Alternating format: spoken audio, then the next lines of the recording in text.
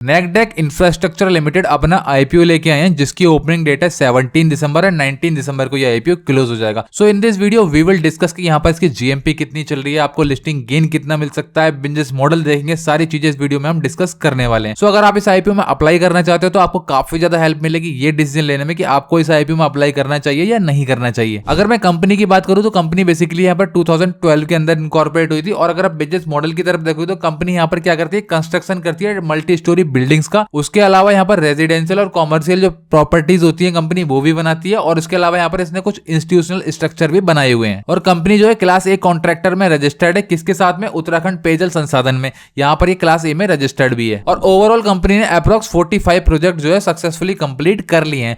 तो आप देख सकते हो ये तो इसका पूरा एक तरह से बिजनेस हो गया। अब इसके फाइनेंशियल्स देख लेते हैं, कंपनी के फाइनेंशियल्स कैसे हैं। अगर हम फाइनेंशियल्स की बात करें तो एसेट्स की तरफ देखोगे तो एसेट जो है वो 9 करोड़ रुपए के थे 22 में, फिर 12 करोड़ के हुए, फिर 24 करोड़ के, और आज की डेट में 30 करोड़ के हो गए। दैट मींस एसेट जो है हर साल बढ़ रहे हैं। अगर हम रेवेन्यू की तरफ देखें तो 10 करोड़ का रेवेन्यू था 22 में, फिर 11 करोड़ का हुआ और 2024 में बढ़ के अप्रोक्स 36 करोड़ का हुआ। और अक्टूबर तक के डेटा के अकॉर्डिंग कंपनी ने अप्रोक्स 13 करोड़ का कंपनी ने रेवेन्यू कर लिया है। बट अगर आप इसको एक ईयर का कैलकुलेट करोगे तो अप्रोक्स 24-25 करोड़ का कंपनी जो है इस साल भी कर लेगी। अगर हम प्रॉफिट आफ्टर टैक्स की बात करें तो यहाँ पर 31 लाख का था 22 में, फिर 56 लाख का हुआ और 2024 में बढ़ के 3 करोड़ रुपए का हो गया।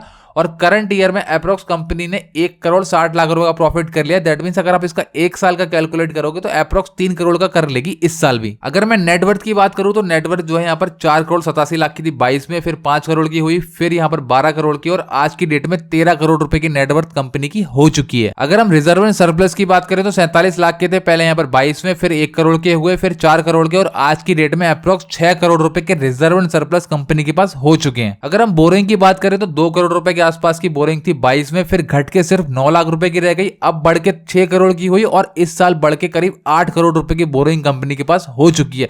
लेकिन उसके अगेंस्ट में कंपनी के पास 6 करोड़ रुपए के रिजर्व एंड सरप्लस है और कंपनी यहाँ पर मोटा मोटा 3 करोड़ का प्रॉफिट भी कर रही है। तो आप कह सकते हो बोरिंग जो है अंडर कंट्रोल है। की परफॉर्मेंस इंडिकेटर की बात करें तो रिटर्न ऑन इक्विटी 35.57 है, और रिटर्न ऑन कैपिटल एम्प्लॉयड 25.88 है, और डेट टू इक्विटी 0.54, और रिटर्न ऑन नेटवर्थ 26.39 है। और प्रॉफिट आफ्टर टैक्स जो मार्जिन है वो 8.73 है। ये थोड़ा सा कम है, अगर 10 के आसपास होता ना तो थोड़ा अच्छा होता। और प्राइस टू बुक वैल्यू 1.87 है, और अर्निंग पर शेयर ईपीएस यहाँ पर 2.45 का है, और पी जो है 14.28 का है। तो ये तो आप कह सकते हो कंपनी जो है ठीक ठाक वैल्यूएशन पे अपना आईपीओ लेके आई है, ये नहीं कि बहुत ज्यादा वैल्यूएशन पे लेके आई है। ये एक मुझे अच्छी चीज लग रही है। अभी बात करते हैं objective of the issue, company IPO लेके आ रही है तो उसके पीछे रीजन क्या है। तो देखो कंपनी का कहना है वर्किंग कैपिटल रिक्वायरमेंट और जनरल कॉर्पोरेट पर्पस। देखो ये जो दो रीजन है ना मुझे थोड़े से वैलिड नहीं लगते। किसी भी आईपीओ में कुछ ना कुछ एक्सपेंशन से रिलेटेड या फिर डेट अपना चुकाने से रिलेटेड कुछ ना कुछ होना चाहिए। ये थोड़ा सा मुझे यहाँ पर जिनको ऑब्जेक्टिव है थोड़ा वीक लगा। अगर आईपीओ की डिटेल्स की बात करें तो 17 को ओपन होगा, 19 को क्लोज हो जाएगा, और जो फेस वैल्यू है 10 रुपए पर शेयर की, और प्राइस बैंड 33 से 35, दैट मींस 35 पे आपको कट ऑफ देखने के लिए मिलेगा। और एक लॉट में आपको 4000 शेयर्स मिल जाएंगे, और टोटल इशू जो है वो 10 करोड़ का सारा फ्रेश इशू है। ये एक अच्छी चीज है।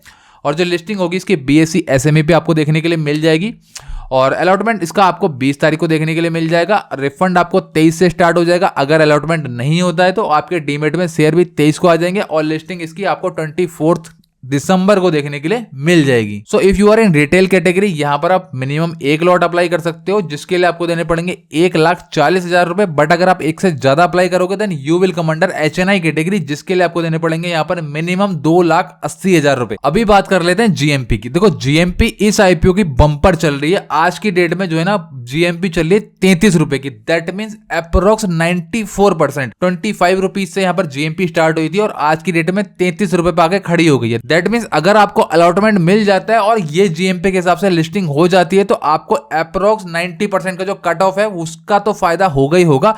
बट मुझे ऐसा लग रहा है कि ये थोड़ा सा ना हाइप बना दी गई है। 90% का तो मुझे यहाँ पर लिस्टिंग गेन नहीं लग रहा। हो भी सकता है बट मेरी ये पर्सनल राय है कि यहाँ पर 90% तो नहीं होता, 50-60% का आसपास का यहाँ पे प्रॉफिट मुझे लग रहा है इस आईपीओ में हो सकता है। But at the end decision आपका खुद का होना चाहिए। आप इस वीडियो से हेल्प जरूर ले सकते हो।